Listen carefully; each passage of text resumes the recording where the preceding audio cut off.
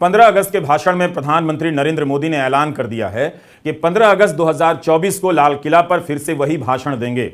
अब जब उन्होंने फैसला सुना दिया है कि 2024 में भी प्रधानमंत्री वही बनेंगे, इसमें कोई बदलाव नहीं होगा, तो उनसे एक छोटी सी गुजारिश है कि कम से कम अपना भाषण बदल लें।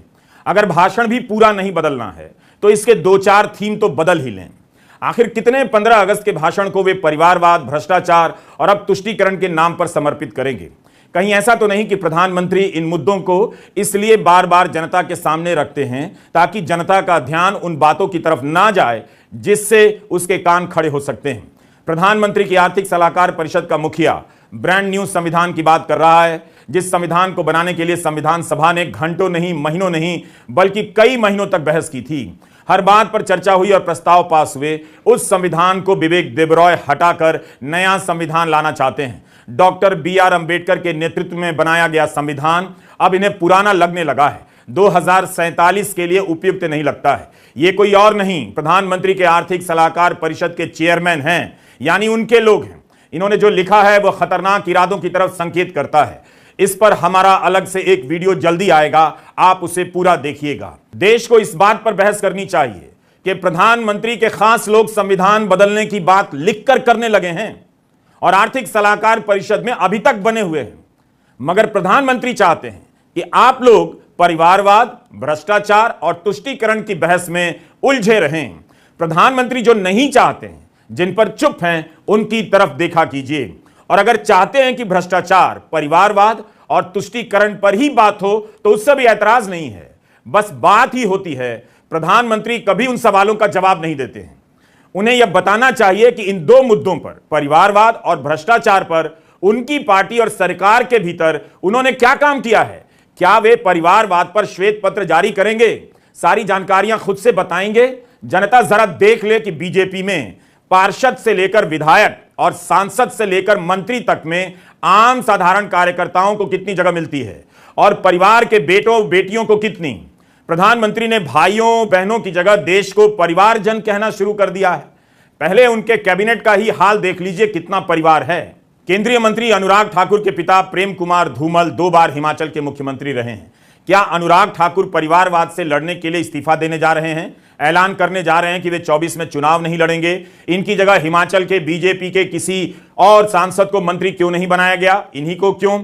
रक्षा मंत्री राजनाथ सिंह के बेटे पंकज सिंह भाजपा उत्तर प्रदेश के उपाध्यक्ष हैं और नोएडा से विधायक हैं। राजनाथ सिंह परिवारवाद के खिलाफ कैसे लड़ेंगे?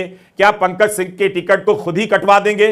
वाणिज्य एवं उद्योग, उपभोक्ता मामलों और वस्त्र मंत्रालय का पदभार संभाल रहे पीयूष गोयल के पिता वेद प्रकाश गोयल वाजपेयी सरकार में पोत परिवहन के केंद्रीय मंत्री थे। पीयूष गोयल की मां चंद्रकांता गोयल 3 बार मातुंगा से विधायक थीं। क्या पीयूष गोयल अपने विभिन्न विभागों से इस्तीफा दे देंगे? पीयूष गोयल किस तर्क से और दम से कह रहे हैं कि समय आ गया है कि परिवारवाद भारत छोड़ेगा? खुद बताएं कि किस टाइम वे इस्तीफा देने जा रहे हैं, राजनीति से संन्यास लेने जा रहे हैं। शिक्षा मंत्री धर्मेंद्र प्रधान के पिता देवेंद्र प्रधान वाजपेयी सरकार में परिवहन और कृषि राज्य मंत्री थे। पृथ्वी विज्ञान मंत्री किरेन रिजिजू के पिता रिंचिन खरू अरुणाचल प्रदेश के पहले प्रोटेम स्पीकर थे। नागर विमानन मंत्री ज्योतिरादित्य सिंधिया के पिता माधव राव सिंधिया नागरिक उड्डयन मंत्री हुआ करते थे।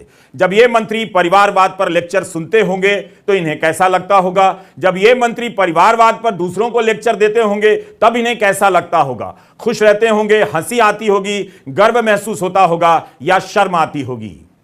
लोकतंत्र में ये कैसे हो सकता है कि पॉलिटिकल पार्टी, और मैं विशेष बोल दे रहा हूं पॉलिटिकल पार्टी, आज मेरे देश के लोकतंत्र में एक ऐसी विकृति आई है जो कभी भारत के लोकतंत्र को मजबूती नहीं दे सकती। और वो क्या है बीमारी? परिवारवादी पार्टी। और उनका तो मंत्र क्या है? Party of the family, by the family and for the family. इनका तो जीवन मंत्र यही है कि उनकी पॉलिटिकल पार्टी, उनका राजनीतिक दल परिवार का, परिवार के द्वारा और परिवार के लिए, परिवारवाद और भाई भतीजावाद प्रतिभाओं के दुश्मन होते हैं, योग्यता को नकारते हैं, सामर्थ्य को स्वीकार नहीं करते हैं। और इसलिए परिवारवाद इस देश के लोकतंत्र की मजबूती के लिए उसकी मुक्ति जरूरी है।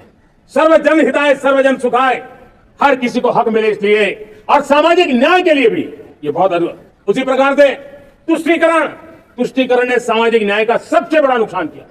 अगर सामाजिक न्याय को तबाह किसने किया है तो ये तुष्टीकरण की सोच, तुष्टीकरण की राजनीति, तुष्टीकरण का सरकारी योजनाओं का तरीका, इसने सामाजिक न्याय को मौत के घाट उतार दिया है। और इसलिए हमें तुष्टीकरण, भ्रष्टाचार, ये विकास का सबसे बड़ा दुश्मन है। अगर देश विकास चाहता है, देश 2047 विकसित भारत का सपना का साकार करना चाहता है, तो हमारे लिए आवश्यक है कि हम किसी भी हालत में देश में भ्रष्टाचार को सहन नहीं करेंगे। क्या प्रधानमंत्री मोदी अपने कैबिनेट में परिवारवाद से लड़ने जा रहे हैं? इन्हें अभी तक निकाला क्यों नहीं? ये किस कोटे से यहां मंत्री हैं? प्रधानमंत्री मोदी ने आप जनता को बताने के लिए दो बुराइयां चुन ली हैं ताकि आप जनता उन्हें अपनी समस्या नहीं बता सकें।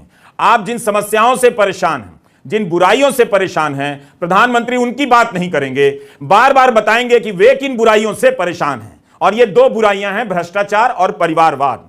अगर आप बीजेपी के भीतर परिवारवाद की सूची देखेंगे तो वह प्रधानमंत्री के कई भाषणों से लंबी हो जाएगी और आप भी सुनते सुनते बोर हो जाएंगे।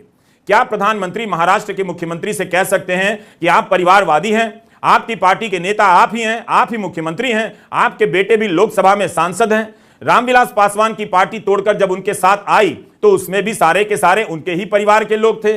अब चिराग पासवान एनडीए में हैं, तो क्या चिराग पासवान की पार्टी में कोई दूसरा अध्यक्ष हो जाएगा? वसुंधरा राजे सिंधिया और उनके बेटे दुष्यंत सिंह के बारे में कभी नहीं बोलते हैं। दुष्यंत सिंह का टिकट क्या इस बार कटने वाला है?